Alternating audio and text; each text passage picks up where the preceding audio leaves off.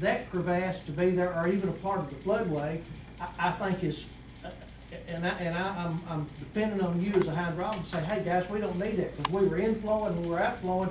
What more do you want that floodway to do? If we're taking out what we're putting in, it's working that way.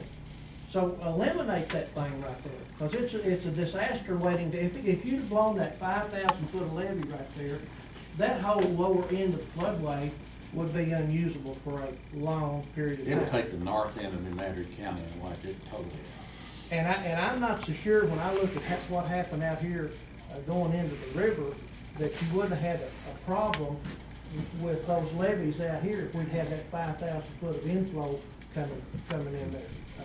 Now, you know, that's just my opinion on it, because you shortcut the river right there, down there to get back into the river. And a lot of water would have been going through there. In fact, I mean, at the last part of the floodway operation, that middle crevasse was inflowing more water than came in 9,000 feet up. And that extra water would have been pointed directly at the city of New Madrid. And you can go down there right now and look and see the damage that was done on the, you know, the ditch coming up through, what it was doing with just what we did. If you'd have gotten a flow, the city of Madrid, that levee right there might have been in jeopardy.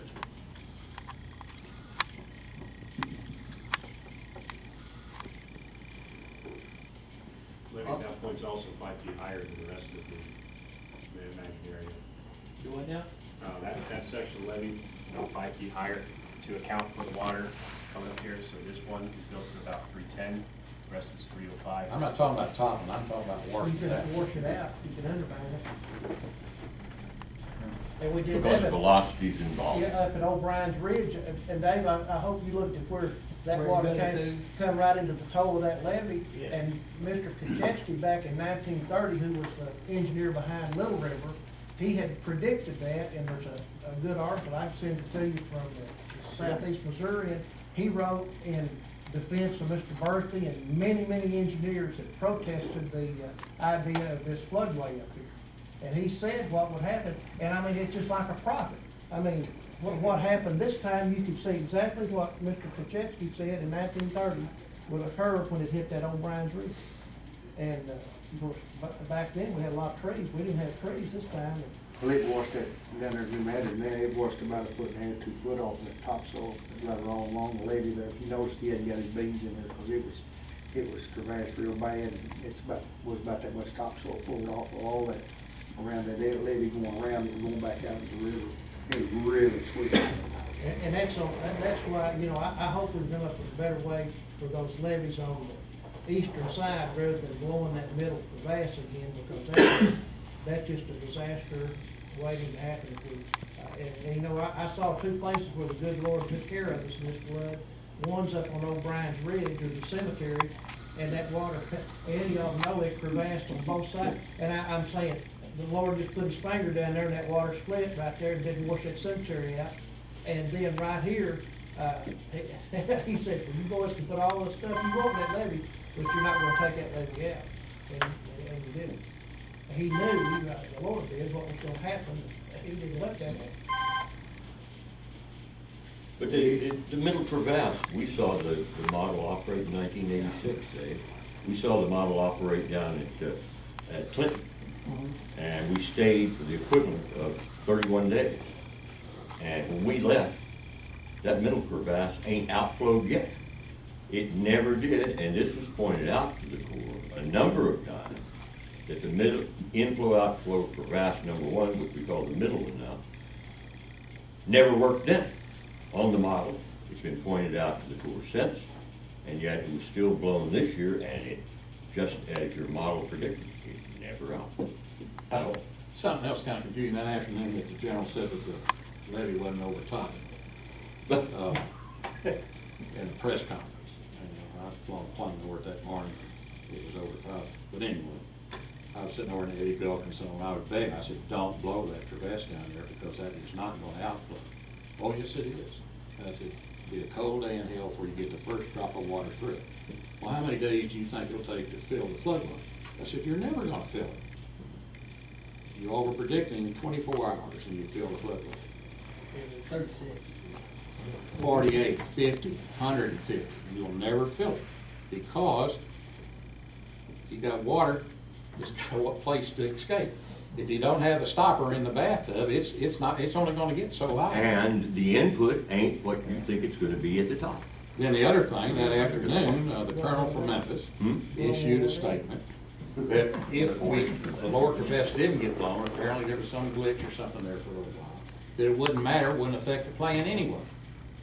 Then the night I heard it go off. You know, those are the kind of things that get the locals a little upset. We can't seem to get the straight damn story every time, you know.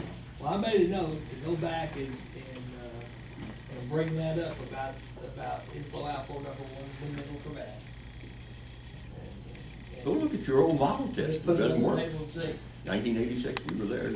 I think you were there, Dave, way back then. I was there. Yeah, yeah, and it didn't work then. We went on a bus.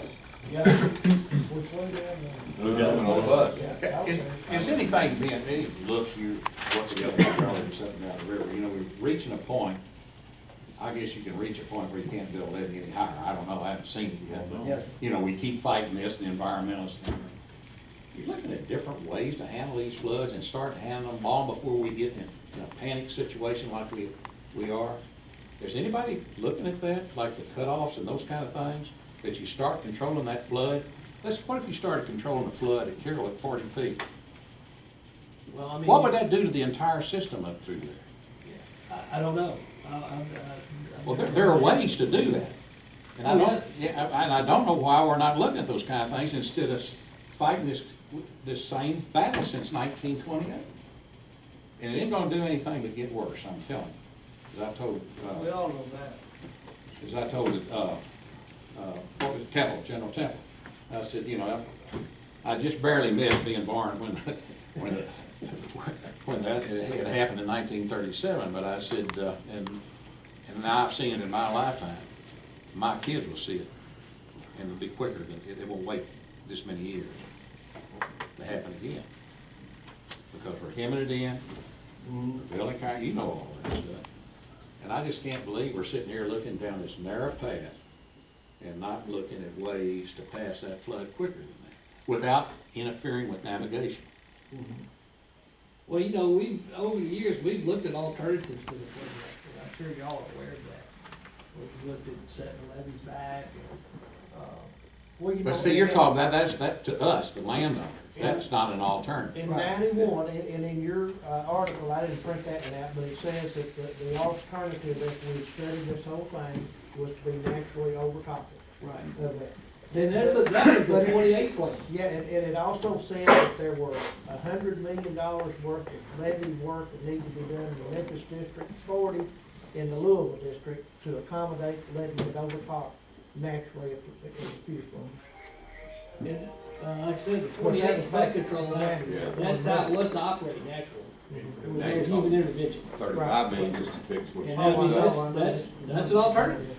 Now, help me understand this, okay? You've got 11 miles of 60.5, whatever. Right. Okay. Yes, sir. And we know that a foot of water in that 11 miles is gonna give us 500,000 something, okay?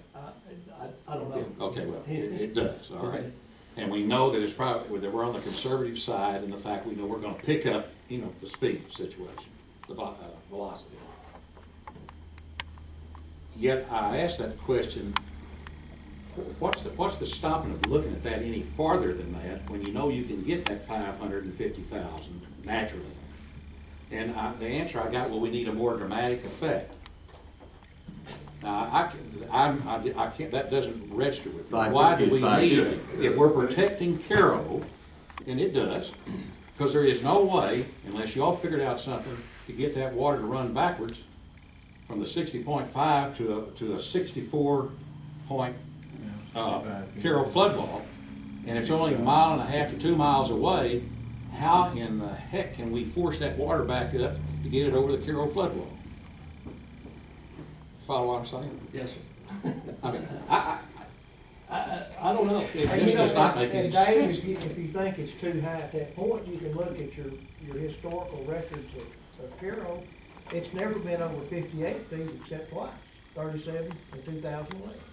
So I mean, if your weir has got to have a little bit of drawdown to get your flow to work on it, and I'm not saying that's the plan to do it, but I mean, it's an A plan. Alternative. An alternative. It's alternative. And nobody has to worry. But the good part about it, if you have that rocked and concreted or whatever, then when the river drops, we stop. When it's blown, it don't stop. It goes till the river goes back in its bank. And that is the killer. You know, we've got a floodway, but make it work efficiently, make it work where we can live with it. And there are ways to do that without doing the blowing or levee. I don't think there's anybody in the floodway that I've talked to, and I've been there a long time, that can't accept the fact. Our forefathers did it, we didn't sign, and actually our forefathers didn't do it. They were forced in federal court to sign those easements, okay? I don't think, okay, we'll take our licks like the rest of the country does. But this intervention of humans in a nature's event, it really sticks in our craw.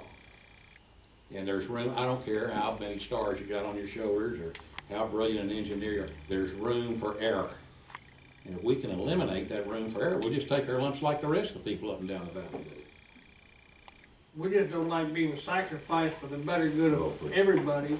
And then tell us when we're looking at $15 million loss, we don't have a program for that. But yet we save Carroll. But that doesn't help me a hell of a lot. Flooding Carroll wouldn't help you a hell of a lot either. No, the problem is, and I don't know, it might. Well, Make it feel better. no, just for kickstarting the flood fight, I just did some math, figured out what's the volume out here. What if you did flood Cairo? And even with the volume much slower than what was going to the floodway, downtown Cairo fills up in about 8 hours. That whole area in southern Illinois fills up in about 2 days, and then all that water just stays in storage because it doesn't flow. You still have, and you get back to the same volumes of water you had before. So it's Cairo's Cairo. It will always be. They'll always have their issues up there, and but even if you flooded that area, it wouldn't benefit First Point South. But all we're saying is it just makes no sense to put dynamite in a levee and blow it up and spend this kind of money to fix it. And then the ground and the ditches and it just goes on in the crops and we can take our licks, but if we had something where it would stop at 61 feet or 60 and a half feet, to quit running in, then we can live with that. We don't have a problem at all with Carroll Right. being protected. Right. Not the first, Right. we've lived with that all of our lives. That's not an To issue. It needs to devastate be us protected. like you did, and then, to save them or Fulton County because they won't do anything to fix their holes or get their land or whatever, and we try to cooperate, and then we're the ones that bear the brunt. And we end up with a 51-foot levee. Well, you're not- 51 feet. Well, that's just for now. That's a joke in itself. So, we need to find out what you all are doing to get us a higher than 51-foot levy. We are looking at interim levels. We've been tasked to do that by the general. And what that interim level is, at this point, we don't know. He wants us to evaluate what are the risks associated with raising the levy. Okay. Let's say we raise it to 54, 55, whatever. Yeah, whatever. That's like we- And, what is the risk associated with it? Because if we do raise it to those levels, of course, we don't have a plan to operate the floodway. It would Well, it's gonna natural chop at 56. I mean, Yeah. it's gonna go over before it goes over to Carroll and Fort Bethel Right. and Fulton So. and long never. If you But I had mean, 11 the odds miles are of for fuse plug, you would 56. still have, well, you don't have 11 miles, you got. 9,000. But you say at 56 feet, when it goes over, I mean, we've got a whole lot, they've got a lot more protection than they had this year. Yes, sir. So that's all we're saying. And the odds are for it to get over 56 are a whole lot less than they would be at 51. If they get the money that they hope to get here pretty soon, I just got back from DC yesterday afternoon. General Brizzoli told Mrs. Emerson Tuesday, that they would simultaneously do our levees, build them back to grade, Caro do their fix, and the Fulton County fix, all three contracts at the same time. So they would all finish at the same time. That's what General Brizzoli said the current plan is. And Tom, did they ever get a second vote on that, for closure on that emergency appropriation? I think so, yeah. Did it pass this time? I think so, yeah. So on the Senate side, they have committed, I think about $980 million to the MRT. And these three on the upper end are priority projects. They're at the top of the list. At least that's what we're being told by the chief. Well, I just got this week. And the issue right now, I think, if that bill got cloture in the Senate, is that over on the House side, what mechanism they're going to use to get the same money, and at this point, it looks like they want to tack it on to a continuing resolution next week. Does that sound right? Yeah. And that's what I heard up there, and so, we may, this issue may be a non-issue pretty soon, or it may still be an issue pretty soon. But I can tell you this, they are working on it up there. I met with the Energy and Water Subcommittee. They all know 51 and they all know 62 and a half. I mean, those people up there are very familiar with our problem. I was really surprised at how much they knew. You can go into different congressmen's office and they'll spout stuff off about this. So it is a priority up there, and I think the solution may be coming down our way. If on the Senate side, if they got cloture on that, then I think things will be happening. And if General Grisoli, you're not dealing with General Walsh, you're dealing with his boss. And his boss says that they're going to do all of them at the same time. So that, I'll bring you a little good news for it. Did you just say in the system priorities list, we're number one? Is that what you're those, impressing? that combination, that package, All three of us. they're looking at it as a package. So will that be 1, 2, and 3? Well, no, they're saying it's like one. They all go together. They're not gonna raise our levy until they get Caro and Fulton County fixed. But the deal is they're going to do all three contracts at the same time. That way, we're not going to wait for them to do Caro and then Fulton and then start on our levy. As far as you understand, that is priority one. That was General Grisoli. I didn't speak with him, but he spoke with Miss Emerson, and that's what she told me. What's the timeline? It depends on the money. Be real quick when it passes the bill. Yeah. Well, that's not kind of what y'all were saying last week, though, because by the time you let your contracts, and sometimes it takes 60, 90 days or whatever to get these things done. Yeah, if we get it, if we're doing this with our conventional contracting methods, we still got to develop our plans and specs and get it through our contracting process. So it's gonna take a while. So we're gonna miss this, what remains of this construction season. So Here's we're gonna, what I'm saying about that. Yeah, and so we're 51 feet through the winter. And if we may get higher than 51, and I did hear that up in DC. Say that again. You may be higher than 51. This thing may go up, and I heard that up in DC also. So we could get a 56. They're talking 56 now. They haven't committed to that. Nobody's committed to that. That was the figure that was thrown out. Well, if we get 56, Dennis, or Dave, whoever, if we get 56, are we less likely to be able to flood fight at that, or will that allow us to flood fight to 59 and 60? That's all, we want to do this risk evaluation. We want to just put it down there to our division folks when we do that and get their guidance. This is all new news to us. This is above their pay grade. Right, exactly. Thank you, man. Well put.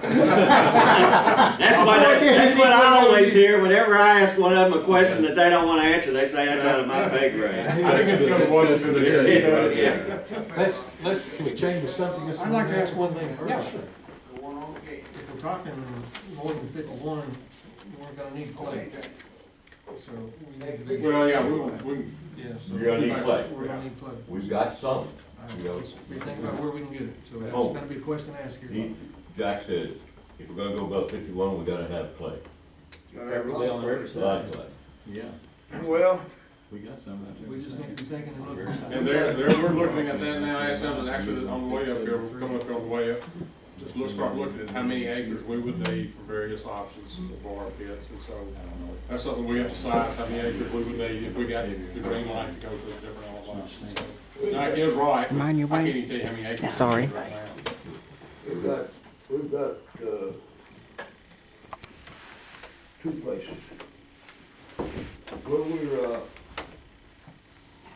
Where we're taking the spoil off now, where we're remove the clay now, we own that ground underneath there. We don't need all that ground. And there's no reason in the world that we couldn't widen the existing ditch, just dig the dirt out. Probably advantageous if we're gonna do so to the minute they get through with the section, haul dirt off of it, get it out, see if you have to work, work, handle it, whatever.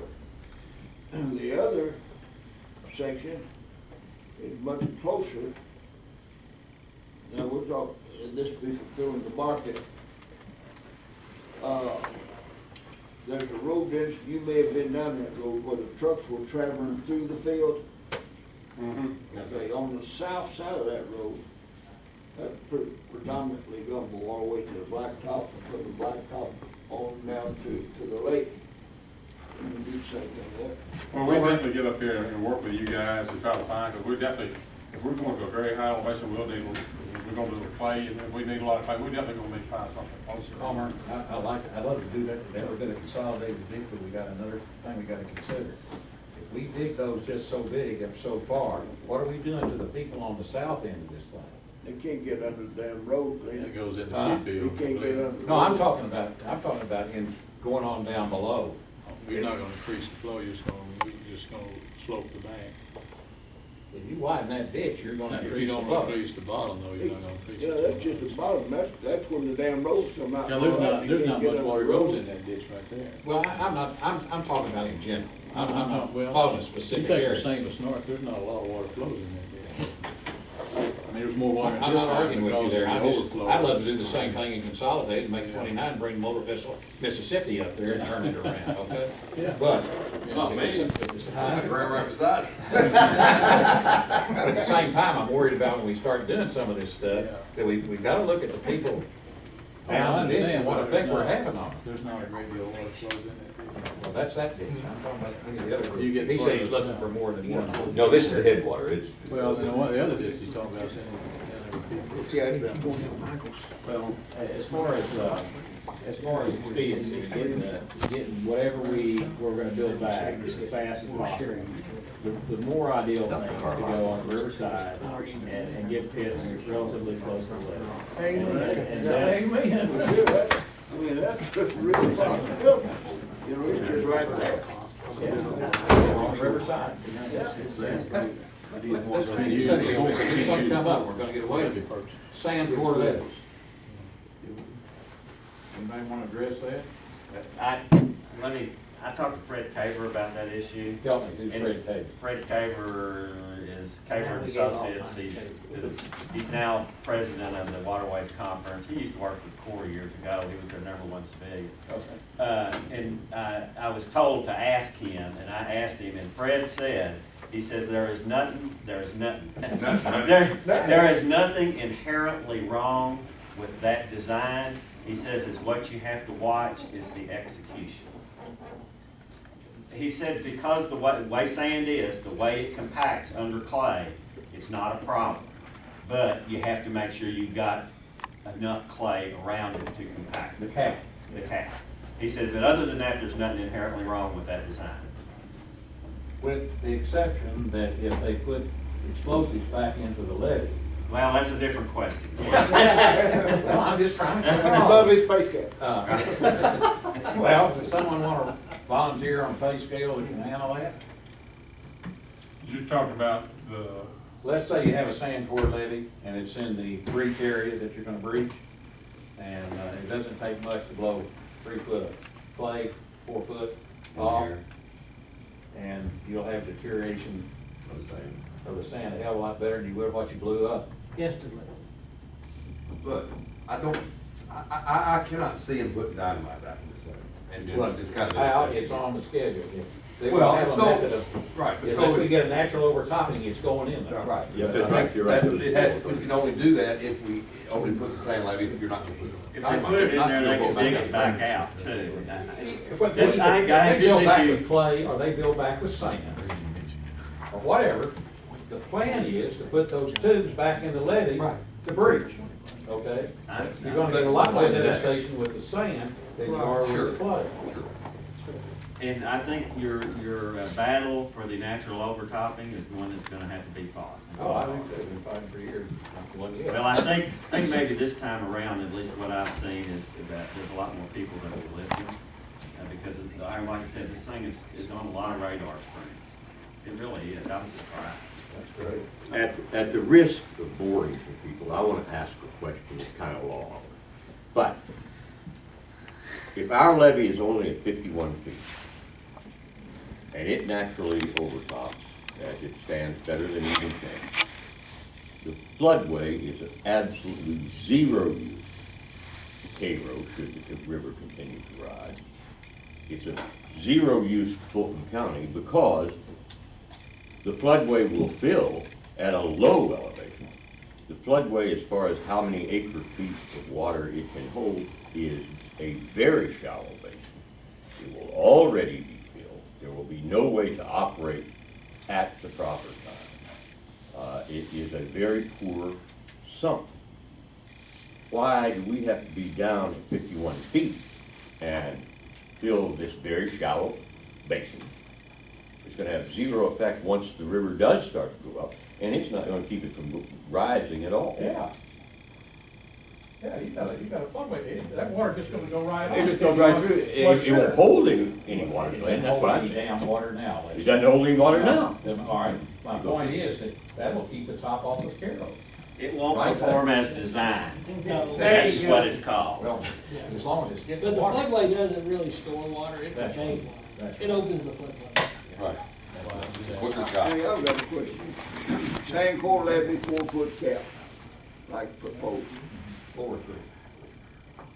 What, What difference? I mean, it makes a lot of. Well, It really wouldn't. I mean, if you depend on how high you're gonna go with it. No.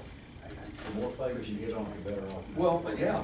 I agree, I'd agree. I mean, the more clay, Sure. what you're trying to prevent with sand is erosion. And so the clay is gonna act in two ways. The cap is gonna resist seepage through the embankment, and it's going to prevent erosion of the core. And so you've gotta put a sufficient cap out there to prevent those two main things from happening. what happens with natural overtop? Again, as long as the cap, whatever cap is on there stays, then it's the same as clay levee. But once the cap is breached, then sand can erode quicker. Sand is going to erode. a good case in point of that is the breach down there at the middle of the back. As long as that water stays running across that levee and on that road and on that gumbo ground, loamy ground, it stayed really good. But once it penetrated through that and hit that sand, boom, it blew. We got a lot of videos. You just see a plume of where it hit that bank there and took that sand. There she went. I mean, it's really good to watch some of that stuff. Martin, you work these levees a lot, up and down them. If this levee were in the middle of St. Louis or DC or somewhere else where there's not burrowing animals, it might work. But out in the country where you have everything from armadillo to coyote, what's your thoughts on that?